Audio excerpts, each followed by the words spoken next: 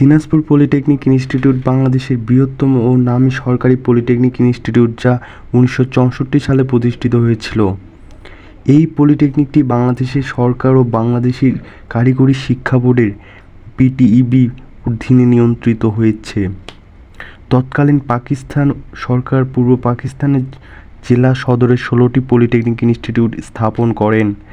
Dinajpur polytechnic institute তারই একটি। 1964 সালে সিভিল এবং পাওয়ার টেকনোলজি নিয়ে দিনাজপুর পলিটেকনিক ইনস্টিটিউটের যাত্রা শুরু হয়। পরবর্তীতে 1968 সালে মেকানিক্যাল টেকনোলজি ও 1981 সালে ইলেকট্রিক্যাল টেকনোলজি চালু হয়। 2002 সালে architecture and air conditioner design এবং কম্পিউটার টেকনোলজি চালু হয়। বর্তমান প্রতি বছর 6টি টেকনোলজিতে 1100 জন ছাত্রছাত্রী ভর্তি করা হয় পলিটেকনিক ইনস্টিটিউটে।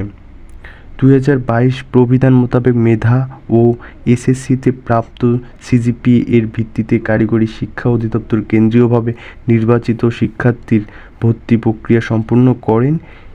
প্রতিটি সরকারি পলিটেকনিক ইনস্টিটিউটে প্রেরণ করা হয়ে থাকে। সম্ভব টিভি, অরূপ কুমার মোহরি, দিনাজপুর।